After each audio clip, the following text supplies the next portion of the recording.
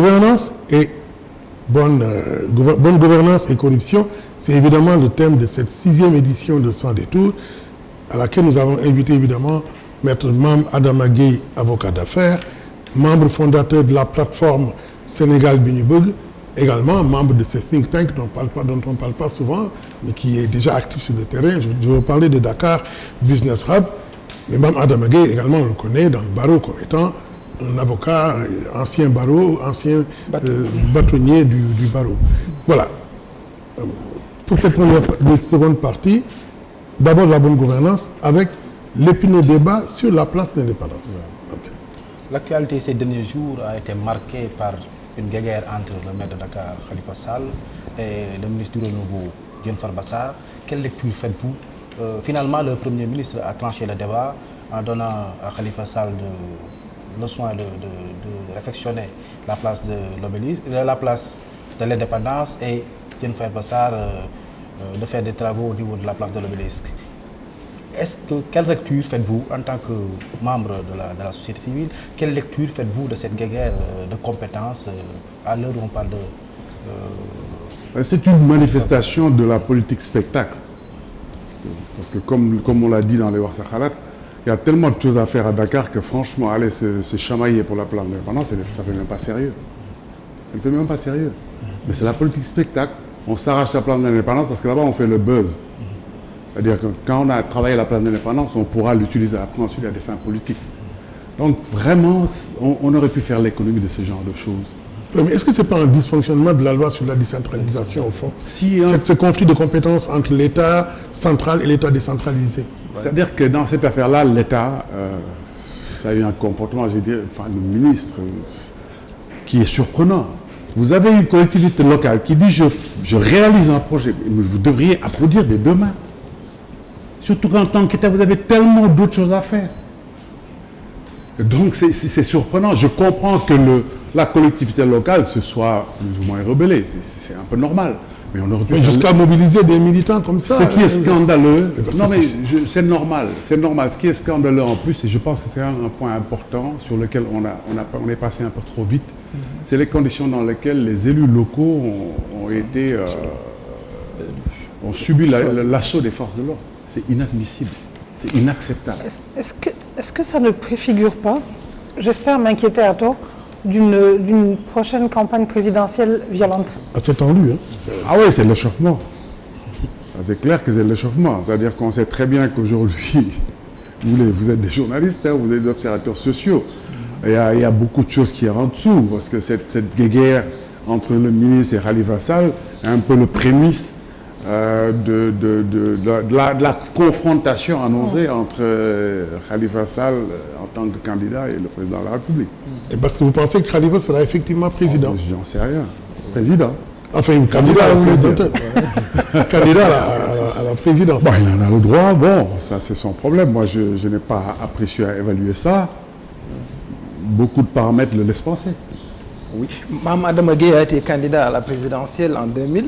Alors, en 2007, alors est-ce que ça vous taraude l'esprit? Vous avez eu un score, on ne peut... Un très mauvais score. Faible, très faible. Est-ce que ça vous taraude l'esprit de revenir compte tenu de ce que vous venez de décrire? Est-ce que vous pensez que vous pouvez être une alternative? Je suis dans une dynamique collective.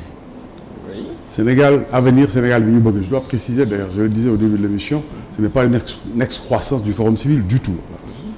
Moi-même, je ne suis plus membre du Forum civil depuis 2004. Donc c'est pas... Je suis dans une dynamique collective. Oui. Avenir Sénégal Bignoubogue qui sera présente. Cette dynamique sera présente. La plateforme sera présente. Aura un candidat. Pour l'instant, ce n'est pas encore réglé. Mais ce sera vous probablement.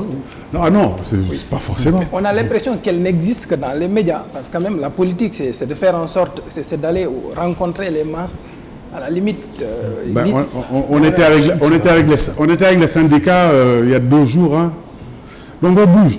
Peut-être qu'on ne le fait pas de manière traditionnelle. C'est-à-dire qu'ici aussi, il y a des modèles de fonctionnement des acteurs politiques, des partis politiques. Nous ne sommes pas un parti politique, nous ne nous sentons pas obligés de fonctionner comme les partis politiques. Nous avons une stratégie que nous déroulons de manière tout à fait rationnelle. Mais rassurez-vous, Nous sommes en contact avec les populations et nous avons, pour l'instant, nous nous en félicitons, un très bon feedback après 1 an d'existence. Voilà, nous allons enchaîner maintenant sur la corruption. Maître, revenant sur la corruption, ces derniers jours, vous étiez au cœur de l'actualité pour avoir dénoncé la corruption au sein de la magistrature. Actuellement, on sait que le Sénégal a mis en place l'OFNAC, réactivé la CREI, il y a la loi pour la déclaration des patrimoines. Est-ce que ça ne contraste pas avec ce que vous dites? Est-ce que vous ne sentez pas une volonté du gouvernement de lutter farouchement contre la corruption? Est-ce que votre sortie, c'est un coup de gueule ou tout simplement c'est une réalité que vous avez constatée et vécue? C'est 2 questions. Hein? Oui. Je réponds à la première question de M. Sarr. Est-ce que les choses qui sont mises en place ne contredisent pas un peu mes propos? C'est bien ça. Oui. La lutte contre la corruption exige une très forte volonté politique. Analysons un peu ce qu'est la volonté politique. Dans la volonté politique, il y a plusieurs choses. Il y a son expression, ce qui est le plus facile. Il y a sa concrétisation, c'est-à-dire la mise en place d'institutions. Il y a le contrôle de l'effectivité de ce qu'on a mis en place. Et maintenant, il y a la cohérence dans les attitudes qu'on a. C'est-à-dire qu'on ne peut pas exprimer une volonté politique et poser des actes à l'encontre de cette volonté politique. C'est l'ensemble de ce spectre qu'il faut analyser pour savoir si effectivement il y a une volonté farouche. Je ne le crois pas. Je crois qu'il y a un gros déficit de volonté politique. Je ne le crois pas. On peut aller plus loin si vous voulez, je ne le crois pas. Et la réalité du terrain est là. Malgré tout ce qu'on a mis en place, la corruption est encore omniprésente. Personne ne le conteste. Il y a moins de scandales. Non, ça c'est la dimension spectaculaire. Ça ne veut pas dire qu'il y en a moins.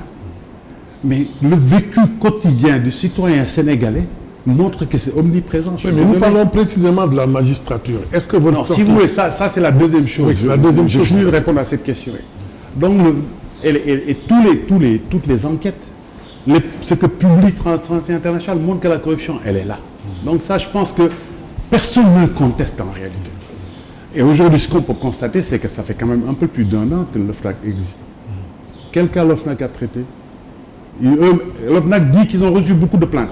Moi-même, j'ai déposé une plainte. Mais ça n'avance pas. Et en plus, dans la lutte contre la corruption, il y a beaucoup de dimensions. Il y a la sensibilisation, il y a la prévention, et il y a les sanctions. Peut-être que l'OFNAC fait du travail sur la sensibilisation. Peut-être que l'OFNAC fait du travail sur la prévention. Combien de cas de sanctions vous avez encore vu sur la corruption? Pratiquement pas. Pour répondre à votre question, ce n'est pas un coup de gueule.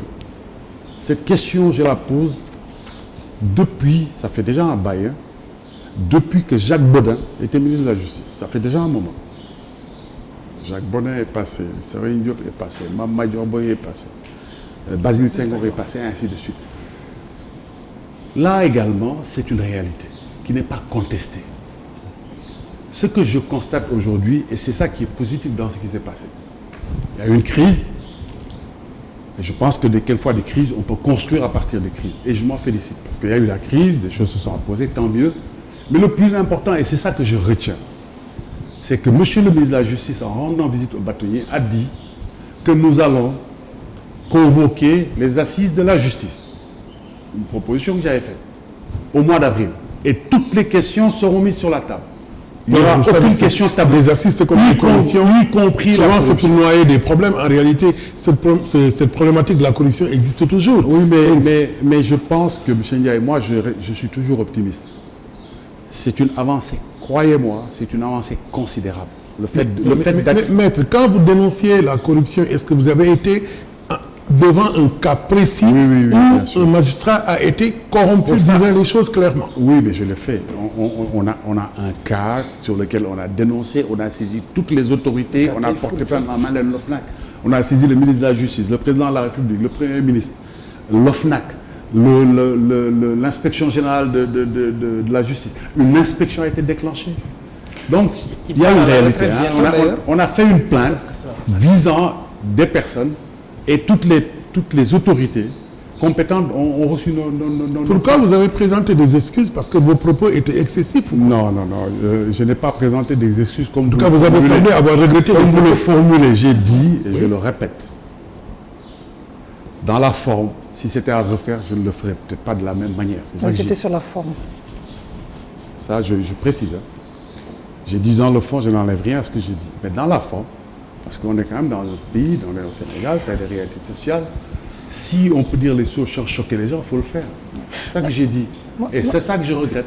J'ai dit que dans la forme, c'était à refaire, je ne reprendrai pas la même forme parce que je ne souhaite pas choquer les personnes inutilement. Oui, nous l'avons entendu à la radio.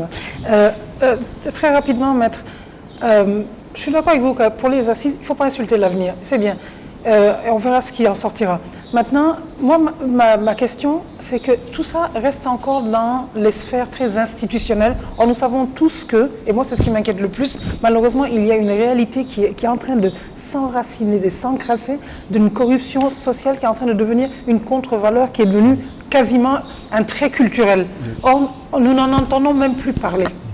Et comme vous dites, la première des choses, c'est l'expression du problème.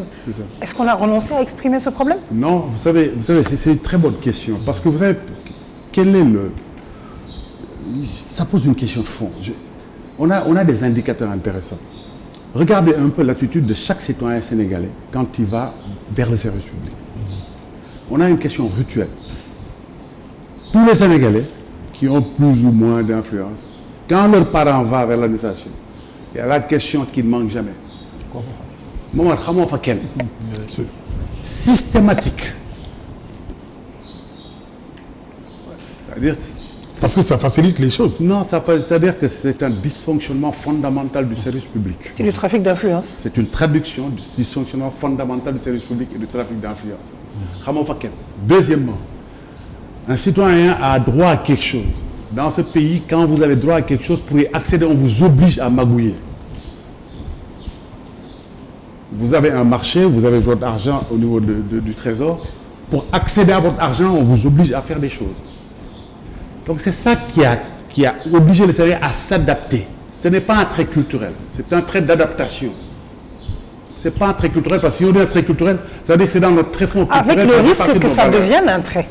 Non, les Sénégalais s'adaptent. Donc c'est pour ça que cette question de la volonté politique au niveau de l'État est fondamentale.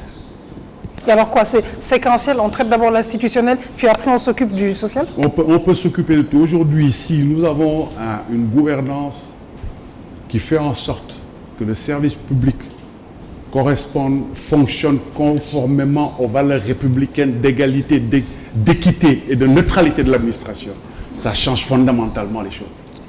Makelé. Oui,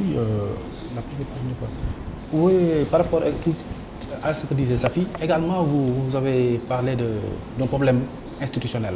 Mais quand on prend la société, si quelqu'un a une position sociale, c'est-à-dire que les membres même de sa confrérie, de son entourage, lui demandent des services. Est-ce que ce n'est pas là un trait culturel? C'est la pression sociale. La pression sociale qui fait que les gens sont corrompus. Mais est-ce que vous avez pensé, vous avez réfléchi sur cet aspect-là qui fait que, en fait, le fonctionnaire est même victime d'une pression sociale pour être un corrompu?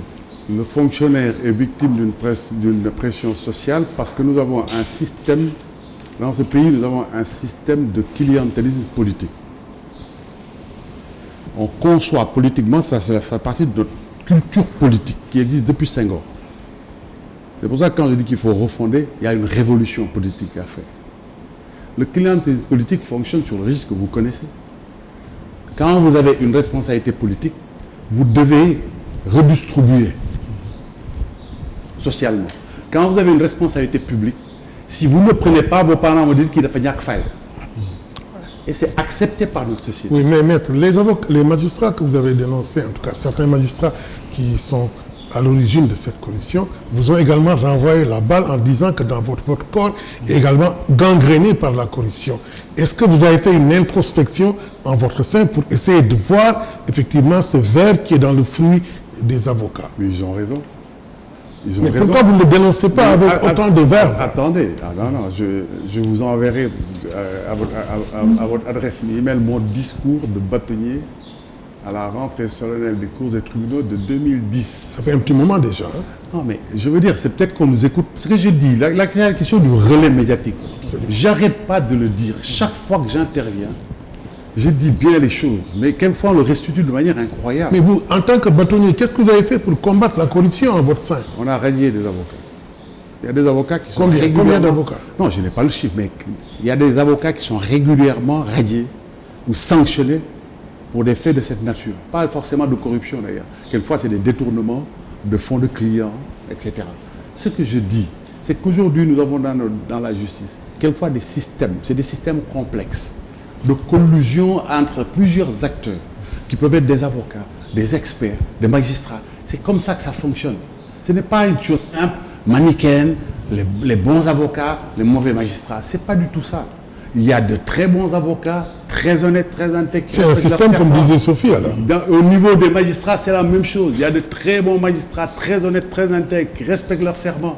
De deux côtés aussi, il y a des gens qui ne respectent pas leur serment. Mais monsieur, vous avez démontré tout à l'heure la corruption qui gagne la justice de manière générale.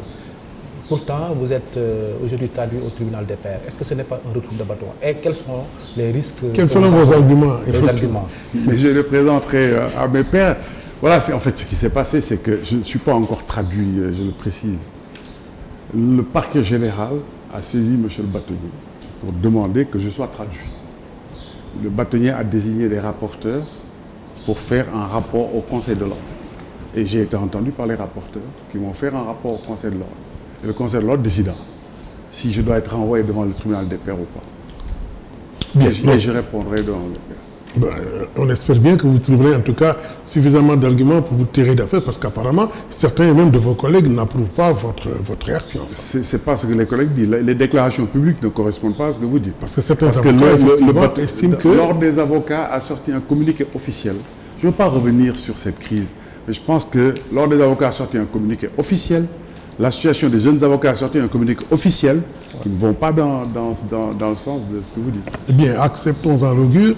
Nous allons maintenant passer à la troisième partie de cette émission qui concerne évidemment toute la problématique de la société civile.